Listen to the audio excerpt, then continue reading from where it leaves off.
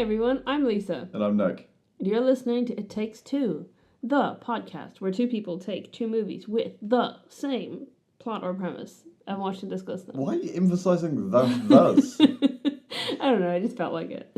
Correct me if I'm wrong, but this is in fact an anniversary episode. Yes.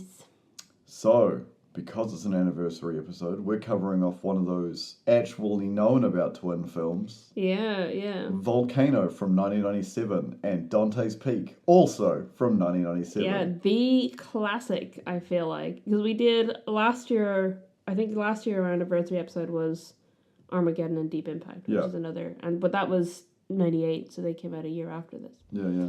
Yeah, this is like, when we started the podcast, I think this is the one people most went, oh, is this what you're going to do? Yeah. When we tried to, like, describe to people what our podcast was. This is the episode that everyone was waiting for. So hopefully that means you're all going to listen to this. Yeah. We've got to make it a good one.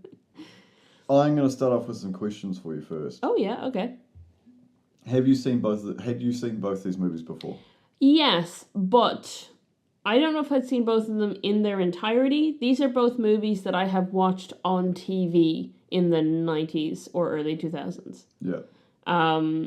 So A, it's been a couple of decades, and B, as with watching movies on TV, I possibly came in slightly after the start or missed bits and pieces of it, you know, going to the toilet and ad breaks and getting back after the ad break is finished or whatever. Yeah. So yes, I've definitely had seen both these movies, but probably not in their entirety, and definitely not like sitting down watch the whole movie. How do you feel watching these movies now? Do you feel like the rating where Volcano is the lesser rated than Dante's Peak, do you feel that's fair? I think this is going to upset one of our listeners if she still listens, because Dante's Peak is one of her favorite movies of all time. I think they're about the same. Is my kind of thought. There's like two major differences, and then they're just the same. The two major differences being that Dante's Peak is very much just following this one kind of core group of people and their attempt to survive, whereas Volcano is about coordinating a citywide effort. Yeah. And the other difference being Dante's Peak is about an existing volcano, fictional, but still, like, it's there, they know about it, and it's dormant and becomes active, whereas in Volcano, a volcano appears. Yeah. Both are things that happen in real life. One probably more common than the other. But other than that, like, the same movie. And I think quality-wise, acting-wise, I think they're pretty on par with each other as well, and they both got big names in them. What I will say the biggest difference between watching these in the 90s/early 2000s and watching them now, for me personally, is that when I watched these first, the idea of being around a volcano and seismic activity was like a fantasy thing. Yeah. That was a thing that happened in movies. Congratulations, you've moved to the Pacific Rim of Fire. I have moved to the Pacific Rim of Fire. So I'm watching it going, oh shit, this is like reality for us. So for those who don't know, New Zealand is part of the Pacific Ring of Fire. Yeah. The Pacific Ring of Fire is a bunch of active volcanoes and tectonic distortions. All around, I think it's all around one tectonic plate. Yeah, right? yeah. So it's why Japan looks like Japan does, why New Zealand looks like New Zealand does, and I'm pretty sure it's also involved of why Hawaii is what Hawaii is, which is a bunch of volcanic islands that grew out of the ocean. Yeah, and that's what, so growing up in Ireland, that's what Iceland is. Yeah. But it was just like, that's Iceland, and all that volcanic stuff is out in the middle of the Atlantic, and it's not like where I am. Whereas where we are, you know, it's a real threat to some extent. Now, we're based in Wellington, which doesn't have a volcano around it. Well, we have is earthquakes. We do have a lot of earthquakes, but I will say the number one thing, because I kept reading that part of why Dante's Peak was higher rated was because it was more accurate. And I got really annoyed by one particular part of it, which is, and you probably saw me get annoyed by this watching the film. It's towards the end of the film, and they're driving away from the volcano as the pyroclastic flow is coming. Yeah. I know for a fact, so there is one volcanic structure in New Zealand that is a threat to us here in Wellington. And It's that a is threat to a lot of places. Oh, yeah, I know. But, like, in terms... Because there's a lot of volcanoes around New Zealand, and those are threats to, like, the immediate surrounding areas, like in Dante's Peak. There is a super volcano, which is under the lake at Taupo. Yeah. If that erupts, the pyroclastic flow will reach Wellington in 30 minutes. Yeah. And that is a distance of about 340 kilometers. Yeah. So that's moving at 700 kilometers an hour. Yeah. You can't outdrive. You can't drive your little shitty, RV with the tires burnt off it. Yeah. Like, there's other things in the movie that also annoyed me being unrealistic. One of them being that they drive over some lava and just burn the tires instead of exploding. Yeah. But, yeah, you're not driving away from pyroclastic flow. Yeah. It's not happening. It's instant. If you're that close to it, it's instant. And that's how Pompeii got wiped out. That's how Herculaneum got wiped out.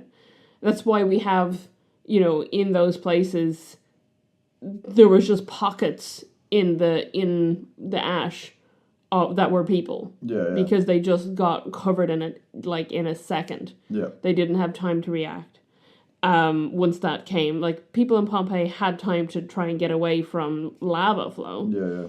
But once the pyroclastic flow comes down, that's it. If you're that close, and we, being 340 kilometers away from Taupo, we have 30 minutes to get off the island that we're on, which is realistically not gonna happen. So if Taupo erupts, we're dead, and we have 30 minutes to know that we're dead. It's for people who don't know the history, the last time Taupo exploded, it was documented in China. Yeah. During, I can't remember what dynasty it was, but they were like, oh yeah, pretty crazy. There must be like something exploded really far away. For other examples of supervolcanoes, Yellowstone, which is a massive pocket of like volcanoes, if that erupted, would take out the United States. Yeah. Like they're not it's yeah. We worry these days, we worry about human-made issues. We worry about like the economy, we worry about nuclear war, we worry about superbugs, like what happened to COVID, but if it had been man-made. There are things that could wipe us off the map without any ability for humans to do anything about it. One of my favorites, and that sounds really morbid when I say that out loud, is the concept of a massive solar flare. Right. It happened. I think it was really recent within history. Basically it was like the early era of electricity, the early era of telecommunications. There was a minor solar flare that blew up a bunch of stuff. Oh yeah. So we have networks. Everything is networked. Everything is electric. Basically, nothing's manual anymore. We could get to a point in the near future where, because there's a lot of areas in the world where like all of those networks are power, interconnectivity, telecommunications is the most ad hoc put together. We've all seen. Most people have seen photos of like what third world countries' power infrastructure looks like. You imagine that being hit by a solar flare that would cause transformers to explode because they just receive so much, radiation. Yeah. It would black out a majority of the world. Yeah. There are very few things around. And I was talking to an old workmate of mine years and years and years and years and years ago now, because he was under a clause at the time, a non-disclosure agreement at the time, while he was working on this project. And the project also revolved around other teams that they were working together, but they weren't allowed to talk about what part they were doing. For context, he was an electrical engineer. What they were building were prototype generators, and the prototype generators were designed to survive an EMP. Yep. We in New Zealand is the first country in the world. I got to learn about this for work, actually, which is fun. New Zealand is the first country in the world to have developed a system and infrastructure to protect against solar flares and solar tsunamis. I think largely it's a team based out of Dunedin. I think, is it Otago University? No, that's not right. Is that Otago University down there? I don't remember. They're based out of Dunedin anyway. And they have developed a grid network for New Zealand. So if there is a massive solar flare, or if we're affected by solar tsunamis, New Zealand will be protected when the rest of the world won't. Which is funny, because we're also a place that has to work with all this seismic stuff. We've got apps on our phones that tell us about seismic activity. I don't know if you have. Do you have GeoNet? No, I don't have it on my phone. You just rely on me having GeoNet? Yeah. There's a lot of things I rely on you in this relationship, and one of them is GeoNet. One of them is GeoNet? Yeah, so Second one is being the sole producer of this podcast, and I'm entirely title naming, final call, like executive editor on the thumbnails, but you do all the work. I just say yay or nay, and voice talent. Yeah. Well, you also knowledge, not just just like vocal talent. Like it's not like I'm reading a script. You bring a breadth of knowledge, because you've got like expansive knowledge of lots of weird little things. Lots about everything and everything about nothing. Yeah. But yeah, so we've kind of gone off track, but that is like my big difference. I wouldn't say that bad off track. We're talking about disaster. Not badly off track, to tie it back, like that was for me the number one thing I thought of watching these movies now is I live in a place where like I understand what's happening here when they're experiencing earthquakes. When there's like worries about, for example, in Dante's Peak, when Pierce Brosnan's character Harry, who's a volcanologist, is debating with someone whether seismic activity is seismic or magmatic. Was that the difference between them? Whether it's like actually, whether it's tectonic or magmatic. Yeah. Because it's seismic either way, but whether it's being caused by tectonic plates shifting or being caused by movements of magma underground and the potential activation of this volcano. And like that's something that we do need to be aware of, especially in these areas of New Zealand where there are active volcanoes.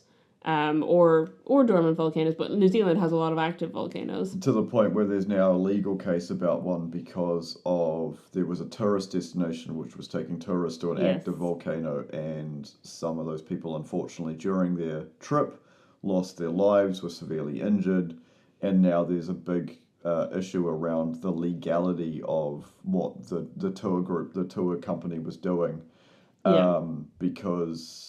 Yeah, you're basically turning one of the most destructive forces on this planet into an amusement park, and it's obviously caused some massive issues because unlike hypothetically you have a roller coaster in a theme park or an amusement park or some sort of park, and it injures people, you have liability as the park because there's no like ifs or buts about it. Like whoever was either not doing the maintenance, did the original design, whatever, there is an issue, you're a company, blah. When you have tourists going to a natural forming, a tourist attraction, and those people die because of your, maybe possibly, because obviously this is all standing in legality, your health and safety, your policies around health and safety, who is then responsible because Yeah. at the end of the day, we're in New Zealand. The taxpayers pay for the medical bills. Yeah. It's very limited private healthcare. You can pay for private healthcare, and there are private clinics around, but it's not a normal thing. There is a horrible noise. Can you hear it? Yeah, I can hear it. I'm hoping that it's not coming up very much on the podcast. It wasn't going when we started recording, and it sounds like it's outside of our building, someone doing some kind of construction work. I apologize if you can hear like a low hum in the background for some of this. I think it's stopped now. Yeah, but it'll probably come back. No, I have GeoNet open at the moment. And there is a volcanoes tab on GeoNet, and it's tracking 12 active volcanoes in New Zealand.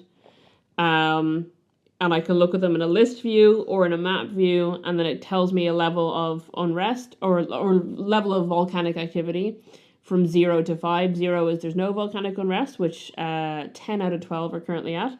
1 is minor volcanic unrest, which we have one Ruapehu who's currently at that. 2 is moderate volcanic unrest, which is where Whakaari, White Island, is at the moment. So that's the one that erupted, was that 2023? Yeah, it wasn't that long ago. It was pretty recently. And then the others are 3 is minor volcanic eruption, 4 is moderate volcanic eruption, and 5 is major volcanic eruption. So Whakaari, White Island at the moment is 1 step below minor eruption. Yeah. Ruapehu is 2 steps below that, and then everything else is currently at 0, but they're all being actively monitored by people like the characters in these movies. Also, there's an earthquakes tab, and apparently there was an earthquake quite near us 5 hours ago at the time of recording. It was a 3.3. We didn't feel it. Yeah, that's a normal earthquake. People about an hour or an hour and a half outside of Wellington, up around Palmy, that's where it was, and it was felt by a few people around there. One person in Wellington has marked it as felt. And it's we contribute, or I contribute, because obviously you don't have the app, to data on these things, because if I feel an earthquake, I can go in and say, hey, I felt it, and then, label it between weak shaking and extreme shaking. There is always someone who puts in extreme shaking, even though extreme shaking is like buildings have been destroyed. Yeah, the description is buildings have been destroyed, but people will be like, oh, it's extreme, when it's not. Extreme is what's happening in these movies. Yeah. Talking of the movies, I want to go over the cast because you mentioned Pierce Brosnan earlier. Yeah. The other main character in Dante's Peak is in fact Linda Hamilton. So I don't know how that volcano in Dante's Peak won, because it was fighting both 007 James Bond and Sarah Connor. In Volcano, we've got Tommy Lee Jones. I can't Hetchy maybe? Anne Hesh? Anne Hesh, that's the one. Don Cheadle and Keith David. Don Cheadle and Tommy Lee Jones' relationship in that movie is fantastic. Yeah, it's very fun. Anne, who plays the seismologist, Amy, their relationship with Tommy Lee Jones' character, Mike, is, everyone calls him Rourke? Yeah, Rourke, it's his last name. Yeah. In the movie is very weird, and I'll go into it in a bit.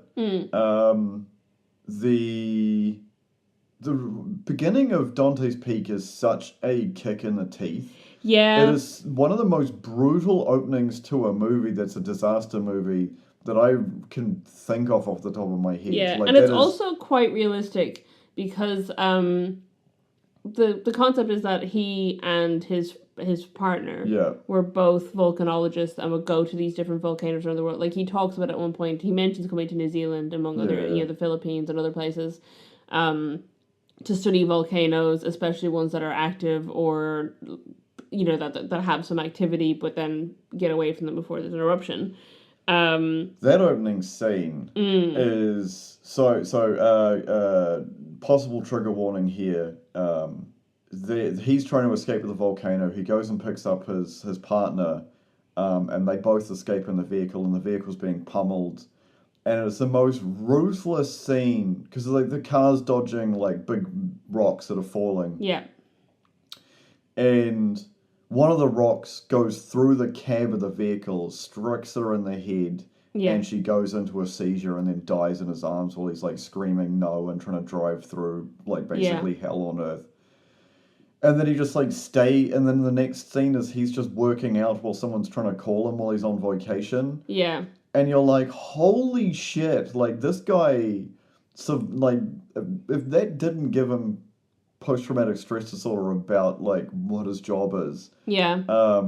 That's the equivalent of like the recent Godzilla reboot franchise where Bryan Cranston's a nuclear scientist and his wife goes to investigate some thing around the nuclear power plant they're in charge of in Japan, and him having to lock the door on her. And he spends the rest of his life trying to prove that it wasn't his fault, her fault, and there was something else going on. Yeah. Ergo, Godzilla. Well, it wasn't actually Godzilla, but you know, Godzilla-related Godzilla-y.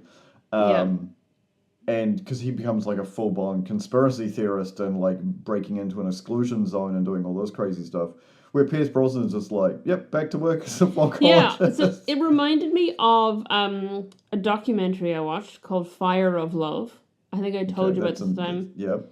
And it was about two volcanologists, two French scientists named Katja and Maurice Kraft. Sorry, those are the most French names I've ever heard. I don't know, Kraft it sounds, yeah, Katja, I don't know. Maurice definitely is a very French name. Kraft seems more Germanic to me, isn't it? That's true. Like the cheese or the beer. Sure. But they died. They used to film volcanoes and they died in an eruption. They were too close and they knew they were too close. And at that point there was no way they could get away from it. Yeah. But they died together.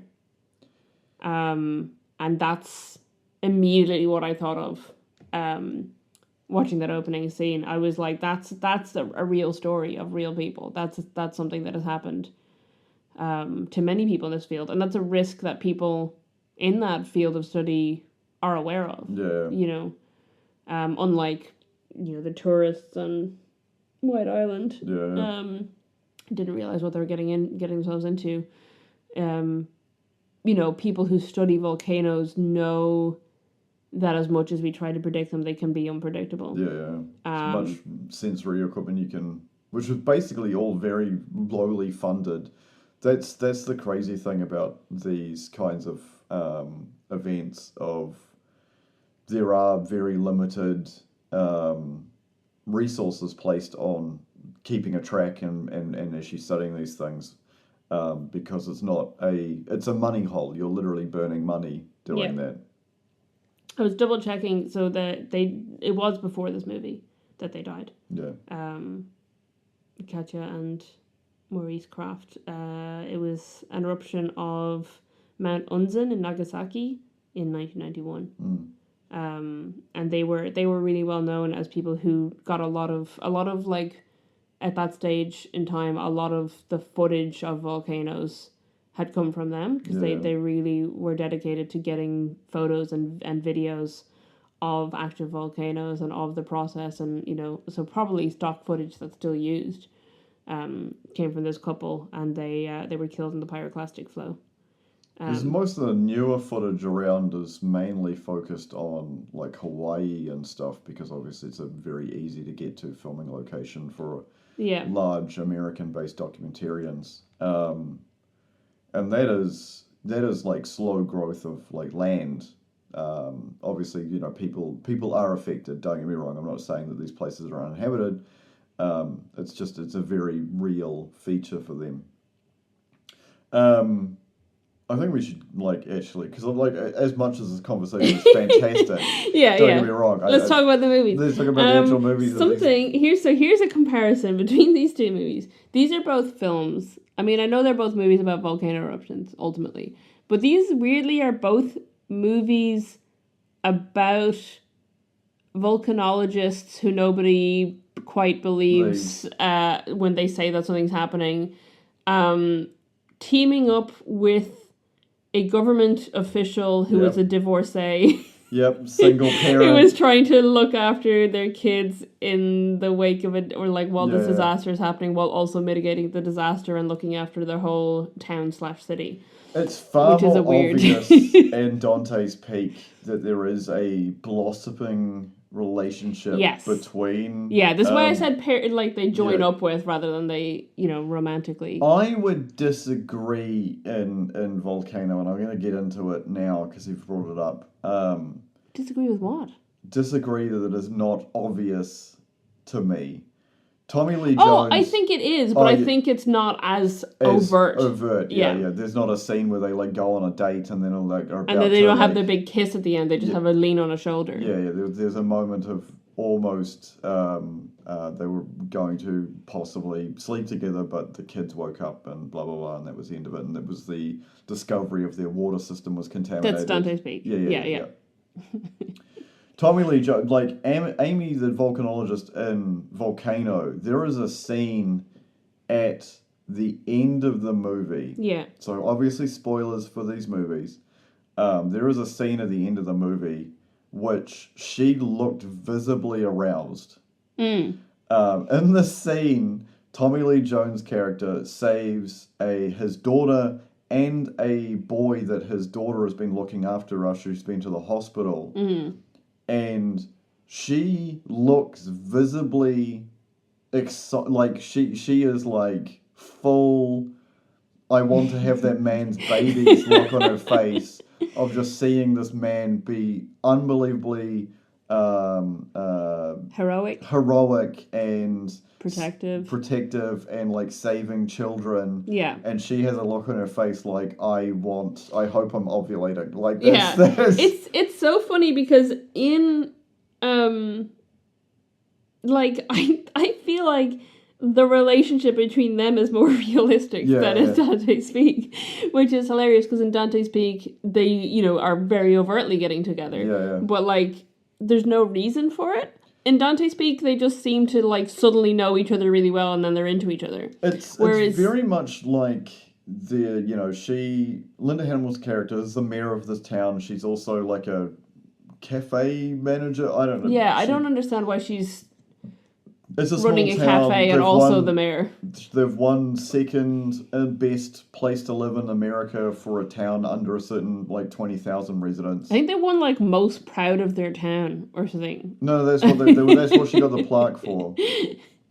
Her son is a delinquent, but in like a harmless, like a Goonies way. Yeah, harmless small town way. The daughter is very articulate for a small child. Yeah, the daughter, by the way, the actress looks just like Linda Hamilton. It's crazy. It was creepy. It was like a miniaturized version of it. And as a grown-up, she looks nothing like her. Yeah. And yeah, he just like rocks up to the town after being like pulled off vacation to go check out this thing because they've got a minor alert on it. And then he goes full British charm. Well, he's Irish. Yeah. Excuse me, full Irish charm. On her, that's a man from Drogheda. She's instantly swooning with this man who's paying attention to her, who's like clearly, because that's the thing about small towns, you know everybody. Yeah. There'll be a lot of like, being that the premises of where the father is and her mother-in-law, which is their grandmother, who lives on the mountain. Yeah. Which becomes very relevant later on in the story. Her. Yeah, she's so annoying. She literally puts everybody at risk. But she has an equivalent character in Volcano. She does. And where was I? Yeah, there'd be a lot of baggage in relation to the relationship that she had with her ex, who literally left town and no one knows where he went, including his mother. Yeah. Like, he had these kids with this woman and then just up and disappeared. And so I understand why, especially put in a situation like that, there's a movie trope where people in these situations always end up in a relationship together, and it's not because of the fact that there's actually anything that would bind them together in a relationship. But it's more along the lines of survivors. That would make sense to me if the bonding started after the disaster became more serious. Yeah. But they try to like make out when they think everything's fine. Yeah. So, and they've only known each other for like a day.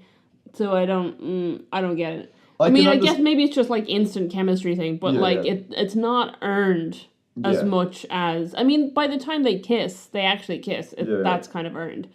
But in Volcano, it's very much, these are both, you can tell, like, they just develop the characters separately. Yeah. And you see, these are both people who are very passionate about what they do, very interested in saving people, saving the city, and like, very much people who go, like, here's a problem, I'm going to solve it. Even if they differ on how they want to do that. And also, when they are working together, they rely on each other's strengths. They're like, hey, you're really good at this thing, can you do that? Oh, you're really good at this thing, I think you should handle that. And then to a point where then, like, when she doesn't have a job in that situation, he's like, actually, there is one other thing you could do, like, and he trusts her to go find his daughter. And it's very much like, these are both people who work well under pressure, who are willing to sacrifice themselves to help others, as evidenced by the fact that they both go in to try and help the homeless guy, even though it's putting them in the line of literal fire and lava. Twice in the movie, he gets cornered between lava flow, a fire, and a vehicle. I was like, why? How does he keep doing this to himself? But they're both the person who's going to rush in and do this thing, even though it may be, they don't put their own lives first, and they see that in each other, and respect that in each other, and also, like, and Tommy Lee Jones does it not just with her, but also then with the doctor. He runs up to her first when she's trying to help the firefighter. He's like, oh, you gotta get out of here. And she says, I'm a doctor, he needs this. And he's like, okay, what can I do? And, like, he immediately is like, oh, okay, you're a professional, you know what you're doing, I respect you, tell me how I can help. It's actually surprising, because this movie was made in 1997. Volcano has probably the least problematic relationship between a man and women who are experts in their field that I have seen in most modern movies. Yeah, absolutely. He just instantly respects, like, you're the person who knows about this thing. I trust you. And even, like, the beginning of Volcano, when she's saying, this, maybe it's going to be a volcano or whatever, and he's like, okay, that sounds extreme, but he's like, well, here's what we need to do. We need to shut down the subways, we need to do this. And then, the equivalent of the grandma for me in Volcano is the guy who's like, we're not shutting the subways. And then because of him, all these people end up in a subway that's overheating and lava is coming in. I just realised. What? He also dies because his legs get melted. Yeah. So again, spoilers. And both of them are realize that they've caused this and sacrifice themselves. Yeah. So the grandmother in Dante's Peak, they try and escape over when her house gets. So the kids drive off. The kids drive off to go save the grandmother. Not to stay with the grandma. They go to save the grandma because they've been calling the grandma and she's not picking up, and then the town's being evacuated. And the kids, rather than either wait for the mother or evacuate, leave her a note and say, we're going to go get grandma. And they drive themselves up the mountain because they want to rescue their grandma. And then Linda Hamilton and Pierce Brosnan, I remember his name is Harry, I've forgotten what her name is in the movie, drive up after the kids, and the road gets destroyed behind them. So they're all trapped up there, and then lava is coming down. So they escape via a lake with a boat, and the boat starts melting because of the acidity of the lake, and the prop melts off, so she ends up jumping out and pushing the boat, and it melts her legs. And she saves the rest of them. So she jumps from a vehicle into something that is melting her legs because of the volcanic eruption, and saves all the people on that vehicle, and then dies. And in Volcano, the subway guy, who was the reason that all these people were on the subway, gets everyone off the subway car, and there's one person left who's the driver, and they say to him, you can't save him. If you put him down and jump, you can jump over the lava, and instead he holds on to him, jumps into the lava, and then chucks him at them so that he saves him, melts his own legs, and then melts his whole body and dies. He goes out like Terminator 2. Even the thumbs up. Here's the okay, so this also may be triggering to some people. That scene in reality would have been a hell of a lot worse than what they played on TV. So, quick science lesson for you folks. What is lava made out of? It's made out of molten rock. Mm-hmm. What do you think's more dense than the human body? That's right, it's rocks. Yeah. Rocks So are you would more just- dense. Your melted flesh would float on Worse. top of it. So You'd go you- on fire, first of all. Yes, so instantly. you know what the Lindenfrost effect is? I probably do, but it's So not if you going to mind. if you have a super hot pan and you drop water into it, Oh, yeah. what happens is the outside, the bottom layer, that's the water. So you've got a droplet of water. The water that is touching the pan Yeah. turns to steam. Yeah. And because of that, it floats around on the pan Yeah. until it completely turns to steam and disappears. Yeah. That's what would have happened to him. Yeah. He would have floated on top of the lava, boiling Yeah. and on fire Yeah. until he either became the same density as the lava Mm-hmm. or was completely consumed by it. Yeah. And that scene would have, if they'd done it scientifically, been way more horrific. Yeah. And the grandma, they don't show her burns till they've healed a little bit. They Yeah. don't show it immediately. Yeah. But You thought it was cut because you were like, because I had remembered seeing her her messed legs. up legs. Yeah. and he was like, look at her legs, and then they don't show it, and I was like, oh, did they cut that part? But then it's like a scene later or Yeah. whatever, or like a few moments later. But yeah, she's got horribly acid burned legs, and then she dies from it. The only issue I actually have with the medical, I have some issues with the medical dialogue with the Dr. Jane In Volcano. in Volcano. Yeah. And also her insect diagnosis that Kelly, Tommy Lee Jones' daughter's burn on her leg. She gets like splashed by lava and her pants catch fire. Yeah. Is a second degree burn. Mm-hmm. I know what a second degree burn looks like. Mm-hmm. You never see it. She just has like a bit of pink on her leg, Yeah. which would be a first degree burn. Yeah. It did bug me. And also, how did she get all the abrasions on her face? It's like... Yeah, she goes around with like cuts all over her face. And she's just covered in blood for like a large chunk because she's like helping out the doctor. And it's like, Yeah. wouldn't you clean that off? Because then the next scene, she's just like in a cafe looking after children, eating chips and burgers like nothing's happened. But she's Yeah. still covered in like fresh wounds. Yeah, I think that's just to give it the disaster movie look. But she could have just been covered in like a bandage Everyone's or like gotta tape or be something. grimy and Yeah. well, no, I mean, I think the idea is that's minor, and there's so many other people like they to the point that outside the hospital they it have becomes people. a triage Yeah. unit. So it's not intense. just in the hospital; it's Yeah. like the whole outside of the hospital is a triage unit. So like. You're gonna treat the people with more severe injuries. You're not gonna be wrapping the head of a kid who has a cut on their Yeah, but head. how did she get it? I don't know. Because she gets a burn on her leg, and Yeah. the next minute she's covered in blood because she like applies a blanket to a firefighter's leg. Yeah. And then she's got like a massive abrasion on her face, and Yeah. I don't remember seeing it ever happen to her.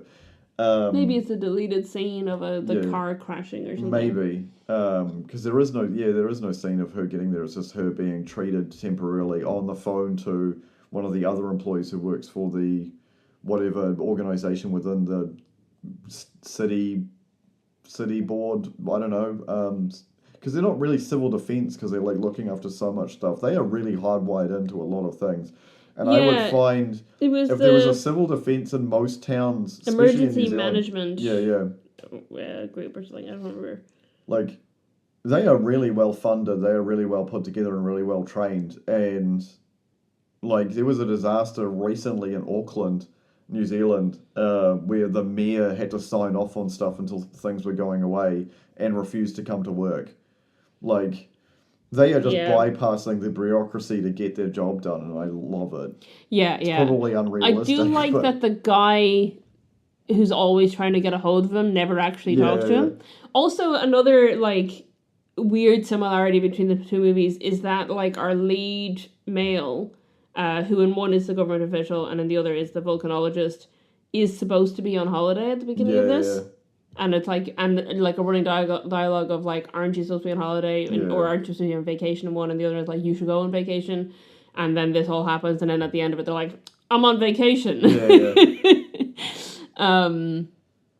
You know, and I can, and also, but like, I think it attests to both their characters in that they care a lot about the thing that they're doing.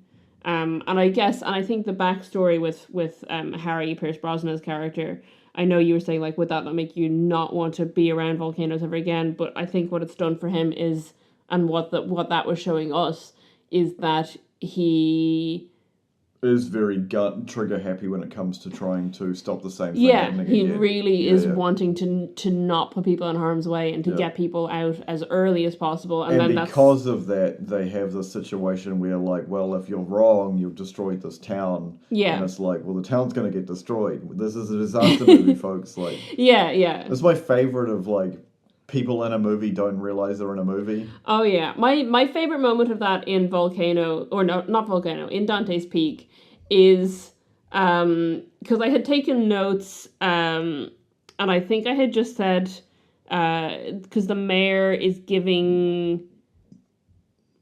Yeah, I was like, first of all, I said, everyone is so proud of their little soon-to-be-destroyed volcano town. Yeah. But what I wrote was, oh no, she's calling the town safe in a speech 5 minutes into a disaster movie. Yeah. You're like, you don't do that. She was like, our town is so safe. And then it cuts to this couple in a hot springs. And I was like, this couple in a hot springs at a volcano... at the exact moment that their mayor is talking about how safe the town is, I was like, they are going to die. I was like, I don't know how they're going to die, but they're going to die. There's no reason to cut from the mayor being like, this town is so safe, to a couple making out in a hot spring on a volcano, unless they're going to boil to death, which spoilers they do. Yeah. I just realised something. Because there's a little thing I want to talk about Anne Heche for a moment. Yeah. Shortly. Talking of couples that get melted, she's in 6 Days, 7 Nights. Which I haven't seen. You've talked about that on the podcast before. Yeah. I just keep trying to remember to make you watch it. Okay. She had a relationship for a long time with Ellen DeGeneres. Oh, right. 3 years she was together, to the point where I think The Simpsons made fun of it at some point. Her death is really tragic. She died at the age of 53 after 3 drug-related DUI and traffic accidents. Right. And the third one killed her. Yeah. And... because the reason I didn't know this, I didn't know that's how she died until we were watching the movie, because I was trying to work out the very controversial but sort of ongoing issue of the differences between ages in relationships in movies. Yeah, and her and Tommy Lee Jones don't seem like they're the same age at all. Yeah, and I was trying to work out how old they were, but obviously when I found out she had died in a car crash. What year was it?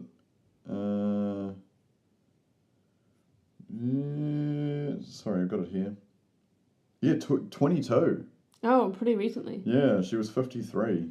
But yeah, apparently she'd had an issue with what is it? Fentanyl and cocaine in her system at the time of her crash. Yep. She hit a house, and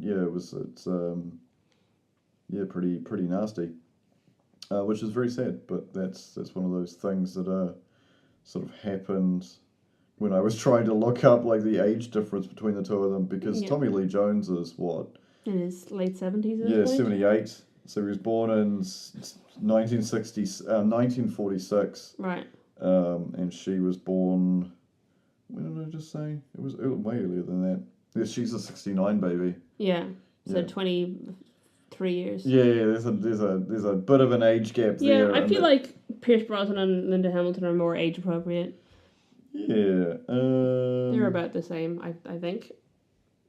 Pierce, 53... and Linda Hamilton was 56. So there's only a 3-year difference between the two of them. So that's a little bit more. That's less than our age gap. Yeah, exactly. Yeah, that's interesting. Yeah, it definitely was more of an age gap between.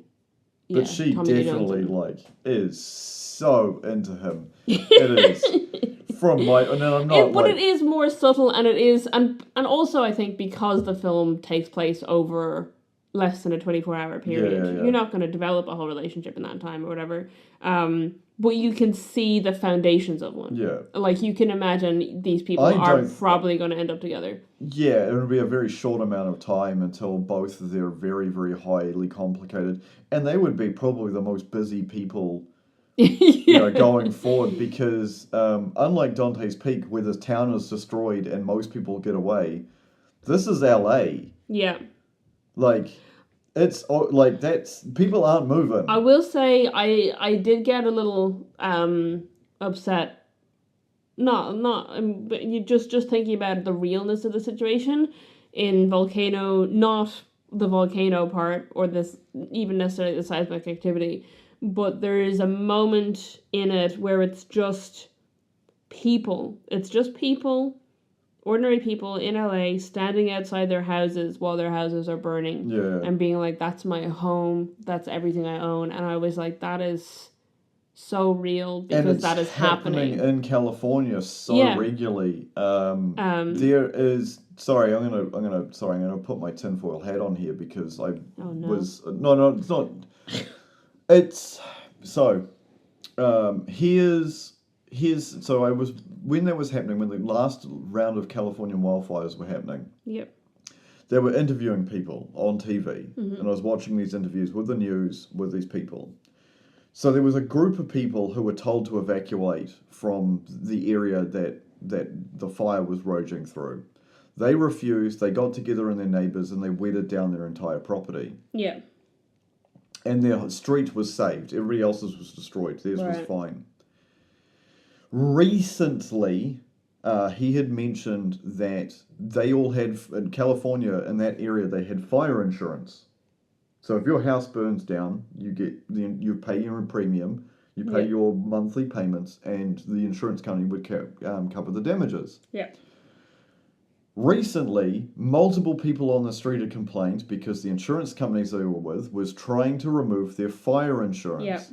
Claiming that they'd done surveys via drone of their area and determined that their individual properties were prone to fire and it was the householder's fault. Yeah.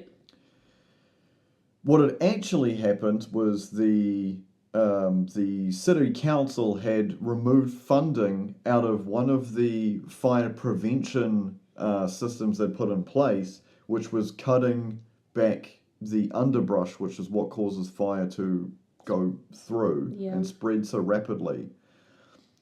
And you have this it's not a conspiracy when it's kind of a fact, but if you have because the guy they were interviewing was like, I work from home, my partner works from home. We never saw drones fly over our property to do because a full surveillance switch of a drone is not gone. Oh no. If you're talking about, there's brush on your property, therefore you are violating our terms and conditions with you. You're not stacking firewood. You're not putting rusty barrels filled with oily rags lining your property like some sort of Acme villain's lair. This is corporate greed screwing people because people have been like, oh well, whatever, it reminds me very much of the incident with the healthcare CEO because there's millions of dollars worth of $1 million houses that were destroyed during this fire in a very, very rich area. Because obviously the California, the hills are very beautiful. You get a very nice, beautiful view. I'm not shocked to find that people want to move and live in these houses up there in these really nice neighborhoods. But when you have too many pieces of the puzzle go together of the council, the body council stops funding a fire prevention. Yeah. You have a $1 billion insurance company remove people's fire insurance, and then you have a massive fire, and everyone's blaming everybody else. The fact at that point in time, the current sitting president was threatening both the next door neighbors of the country of both Mexico and Canada for being basically sponges and worthless and everything else. And thousands of firefighters from both those countries came to help. Yeah. Kind of shows that above politics, people are good. And it is politicians making people more divided and trying to overstimulate small, tiny disagreements we have in society to blow them way out of proportion. I think that's what Volcano is about.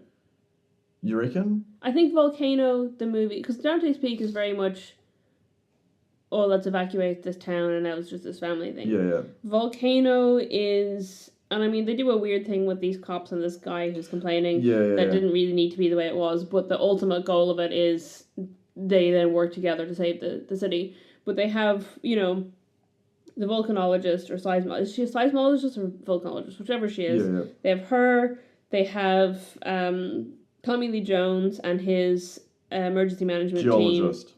She's a geologist. And seismologist. Okay. She's both. But not volcanologist. No.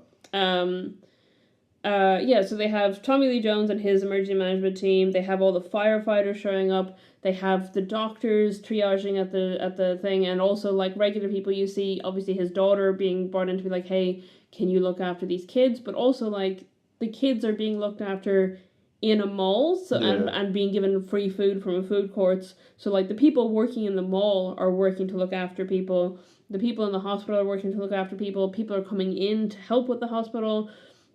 You have the cops and the firefighters helping Tommy Lee Jones to push over.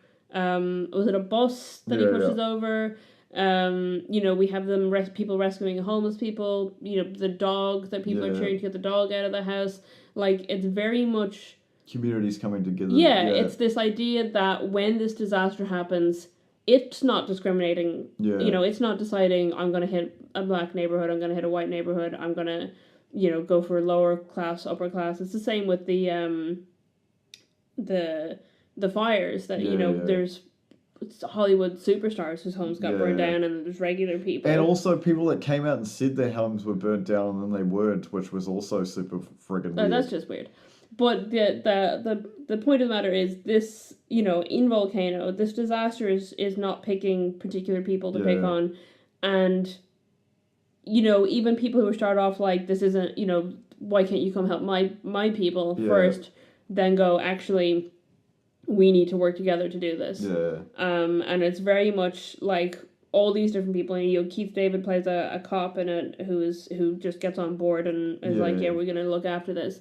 And it's all these different kind of emergency departments, but then also just regular people being like, something needs to be done. This man has a plan. Let's follow this plan. Let's work together. And you have the great scene where they've, and I know it's not the ultimate scene because then there's a larger eruption happens, but where they have used the cinder blocks to block off a part of the lava flow, and they're trying to dam it, and they need to drop water on it, and they have all these fire trucks lined up, and they're like, well, we got to do it at the right moment or it's gonna it's not gonna work. It's not gonna work. And then you have this heroic moment where all these helicopters come in and and most water. of them are like news helicopters as well. And it's very cool, and it's and with the news there's the reporter who's on the phone, and then they take his phone to be like, we need to call these people and do this. It's that whole movie is very much about how a community can come together when there's a disaster, and yes, there's still going to be losses, but we can work together to minimize them. And I think that's fantastic. Whereas, in Dante's Peak, they have an evacuation plan and they bring people together, and then there's a quake and people panic and they all run, but they do manage to all get evacuated, and we just don't really see that happening. We see people panicking, and we see people like driving into the river to get away and floating downstream and stuff, and that's not great. But then it just like doesn't focus on that anymore, and then later on it cuts to the team, the volcanologist team, being like, wow, everyone's evacuated, we better go now too. And it's like, wait, how did everyone get evacuated? Yeah. They didn't even take the plans when they were told to take your evac plan. It's what you said earlier really sparked me. Oh yeah. Yeah. I saw it in your eyes. Yeah. When you said about natural disasters not targeting people. Yeah. What can happen, and I'm not saying this is true, this is a little bit of a tinfoil moment. Oh yeah, no, I feel like I know what you're gonna say. What is it then? That the relief for natural disasters can be Correct. yeah. Yeah, and the things put in place for certain areas, and it does feel targeted for those who don't understand what I'm talking about. You should probably look into what was done for relief during Hurricane Katrina. Yeah, I thought that was what you were going to talk about. We've also seen just recently with, the resurgence of climate change denial, a country then who denies climate change being hit with massive out-of-season, once-in-100-year, as people call them, floods, where they have no civil service designed. And I watched a time-lapse of these rivers explode. Yeah. And people were standing next to them watching them rise, to the point where then the entire community was completely surrounded. And it was silent because none of them have any civil defense emergency sirens. No one knew what was happening. And that's why so many people died. So awful. And this is going to be the reality going into the 22nd century for humanity, is because regardless if you argue that we have done damage, we haven't done damage, the climate on the planet is changing. It's been changing since it existed. Yeah. The cradle of humanity came out of the ending of the Ice Age. There's a possibility we survived. We were in the Ice Age for many years. There is ongoing research into how quickly the Ice Age ended, how quickly it started, like all of this. Yeah. There is, because the time travel hasn't been invented yet. Go back to one of our. That's the name of one of our other episodes. Yeah. We will never exactly know. It also had Sarah Connor. Yeah. How extensive humanity was as a developed species at the end of the Ice Age. Yeah.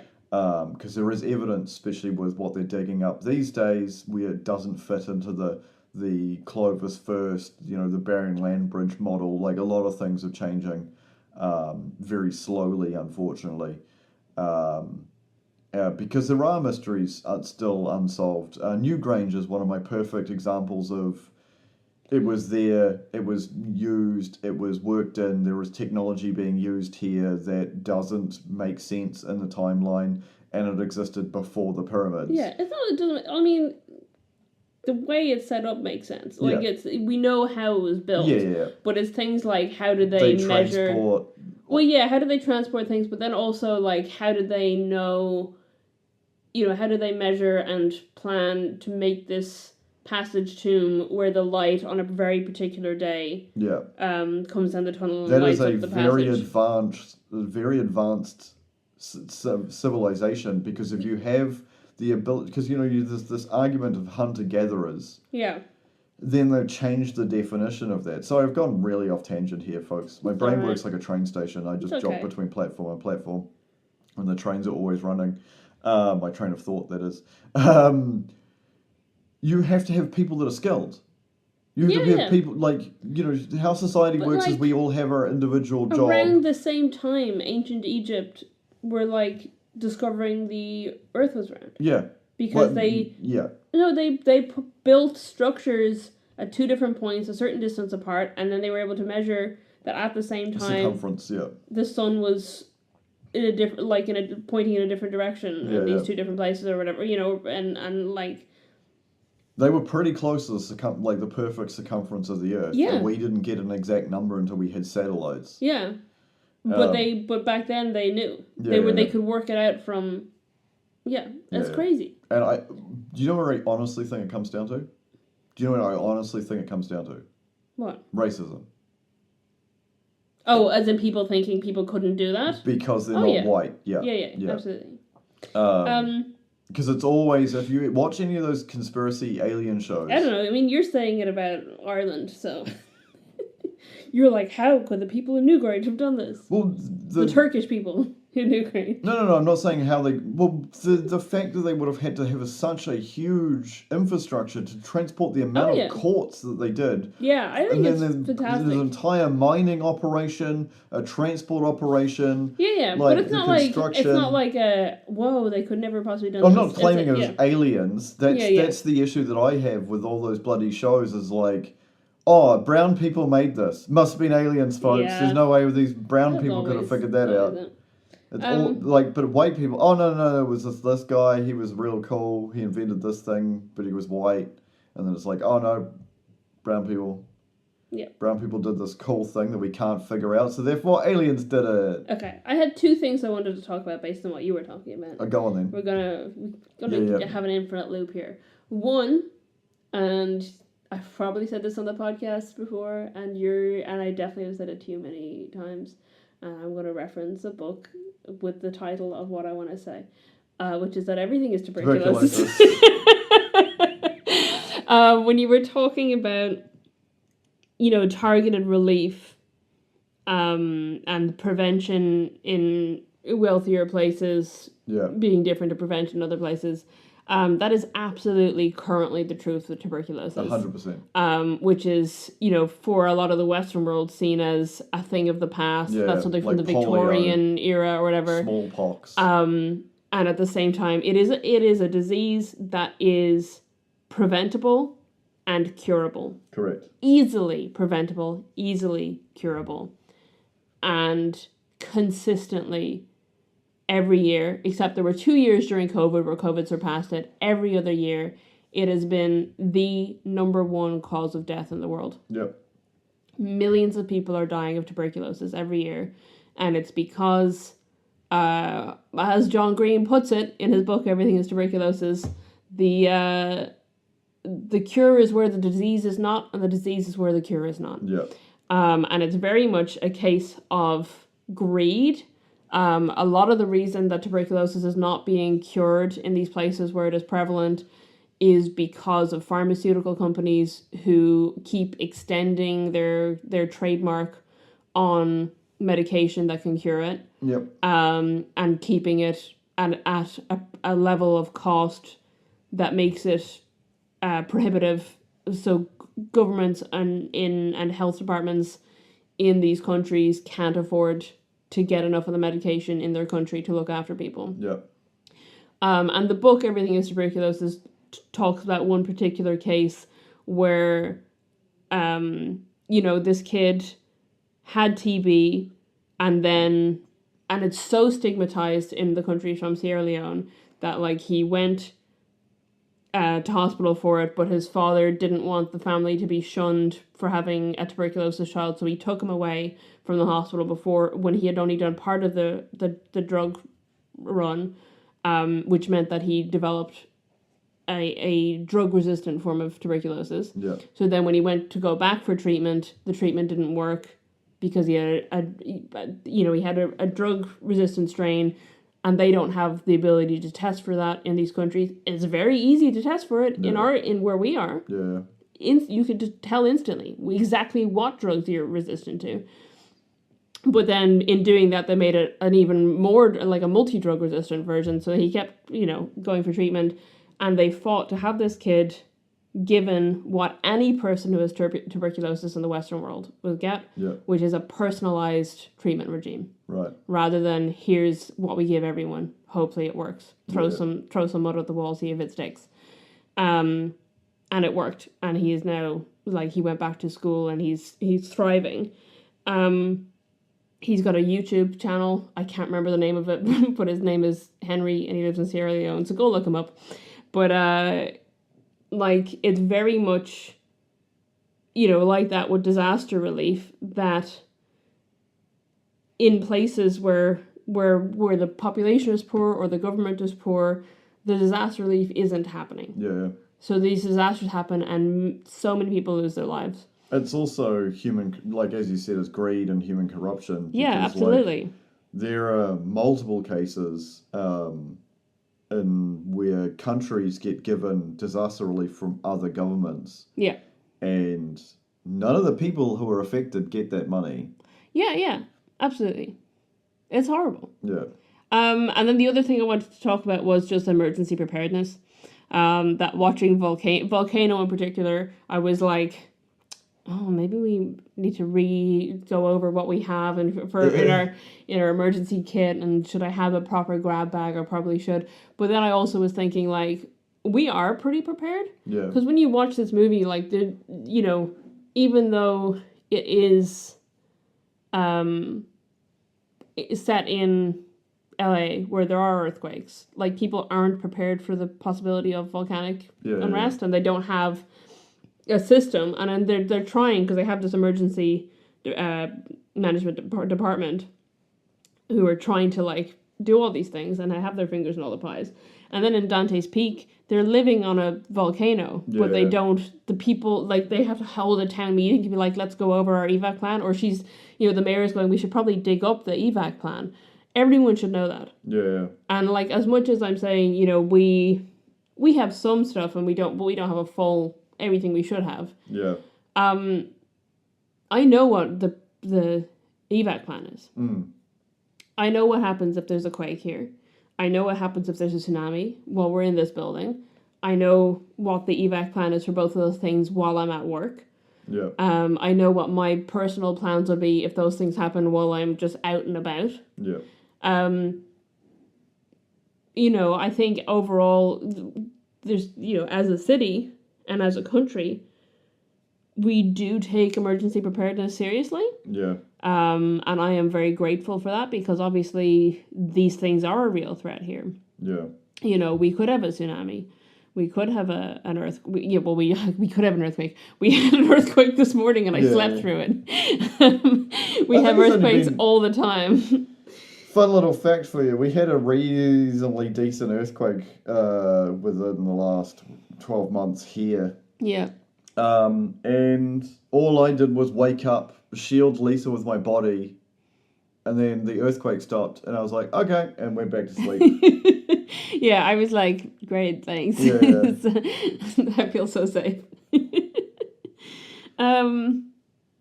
Yeah, it's interesting, because it's strange to me to think, but they must have plans. But also, like, Los Angeles is so massive and has so many people in it. There are so many people. But I would hope that people living in LA and in other places where volcanoes are a risk, earthquakes are a risk, or other natural disasters, just think about it and just make sure you know what your evacuation plan is if you need to evacuate. Or for us, and where we currently are, we are out of the tsunami evac zone. Yeah. So we need to be aware of what we need to have in our apartment in case everything goes down. Yeah. If there's a big quake and a tsunami and we are stuck in our apartment, what we need, is it for 3 days? You need to have enough stuff, enough food, enough things like canned or, food that doesn't go off, 1 square meal bars, etc.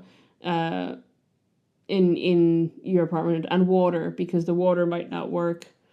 And that's something that we don't actually have ready, which we should, which is big bottles of water stored away, and enough for Strider. We gotta have enough to look after him. And we do keep some of it. Try to keep some canned goods and some, like, granola bars and things, and also we have a little solar powered radio that can also be hand cranked, and it's got a torch on it, and it's got a charging on it so we can charge phones. It's making sure that if you live somewhere, and this is becoming everywhere at this point because of climate change, if you live somewhere where a natural disaster could happen or is likely to happen, just think about what you would need to have on you to survive that. Yeah, we're not suggesting you can become full, like, doom preppers. No. Have, like, 50 years worth of food in your basement. Like, I've seen videos of people who do this, like, insane prepping of, like, oh yeah, come with me, we'll look through our stores. Here's, like, 9,000 kgs of oats that I've got here vacuum sealed that'll last 15 years. And you're like, all right, mate, like... Yeah, it's just having a way to listen to broadcasts or something so that you know what's going on in the world. So that you can receive messages if they're saying, hey, everyone needs to get to this place. Or, hey, contact this way if you need supplies. Or, this is what's happening. Because Wellington, a big risk with Wellington with a major earthquake is that we're going to just be cut off from the rest of New Zealand. Yeah. Because the major highway in and out of Wellington is along a coast road that could easily With collapse. Transmission Gully open, it's a little bit easier. But you still, to get to Transmission Gully, you still got to go up that highway.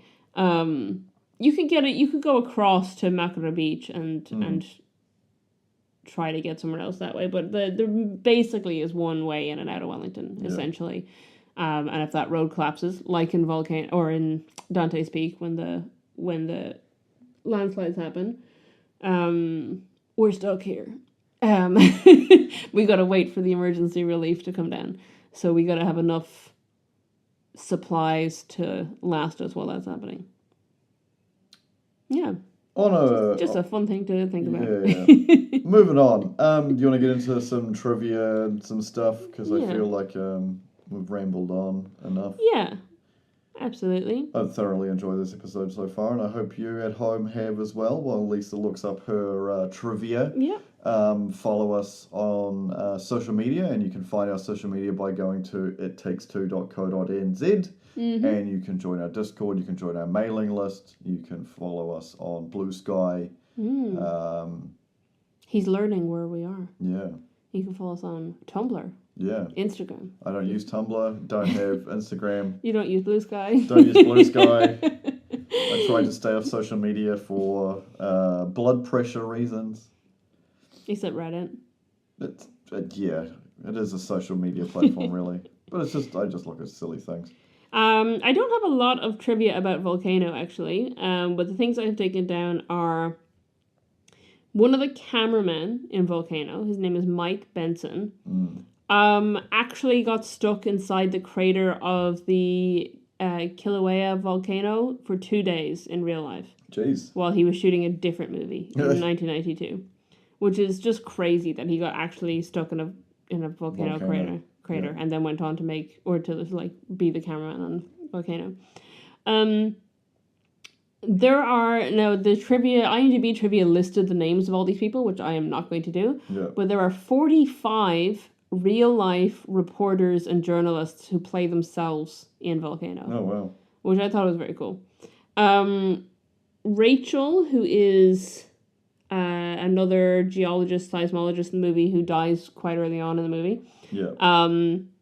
Mentions an incident in Mexico, and what she's referring to is there was a volcano that emerged. Now, it did take a couple of months to emerge in the 1940s.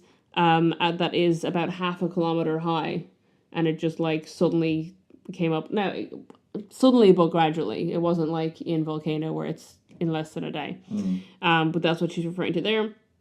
And also, the movie is largely, or the volcano eruption and lava flow scenes in the movie are largely done with miniatures. Yeah. And they created an 80% full-size replica of Wilshire Boulevard, which is the street that the lava flows down.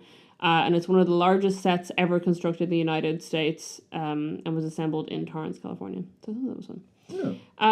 For Dante's Peak, first of all of the crater scenes are shot at Mount St. Helens, which I mentioned during the movie when we were watching it, because I thought it was very funny that they keep referencing Mount St. Helens as another volcano, and it's like, but you're clearly on it right now.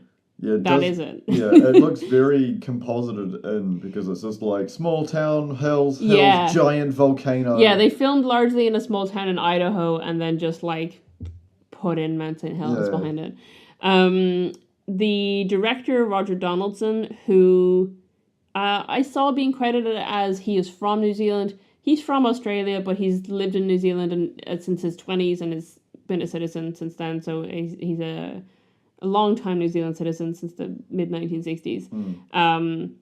But he said in the DVD commentary that the camera that Pierce Brosnan uses when he's, the little point and shoot camera he uses when he's investigating is just Pierce Brosnan's own camera. He just brought his camera to set.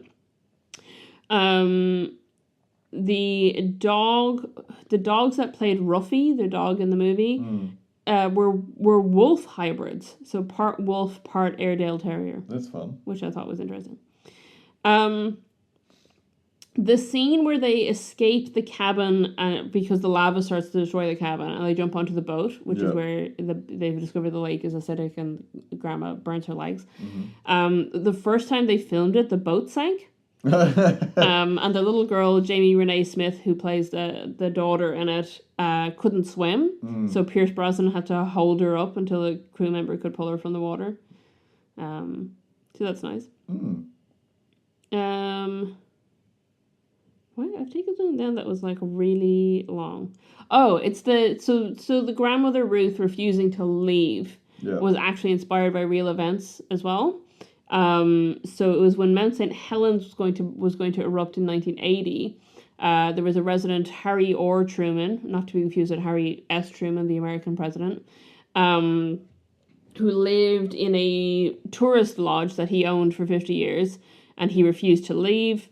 He was interviewed on camera when the evacuation was happening and it was pointedly warned, but he kept insisting that the danger was being exaggerated.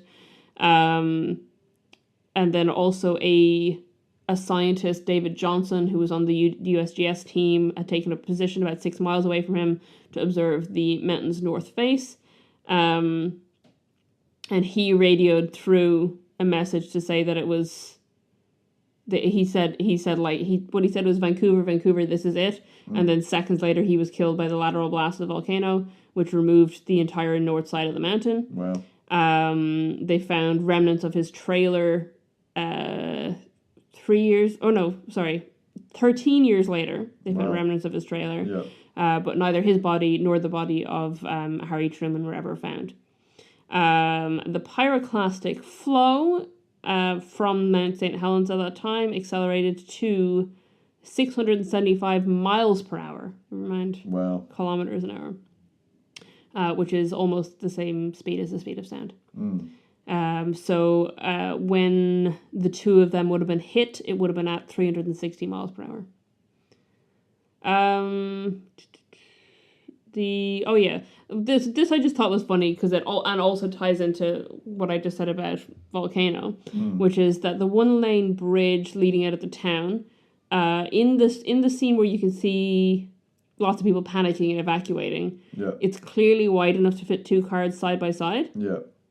And then when the volcanologists are fleeing later, it's barely wide enough for 1 vehicle.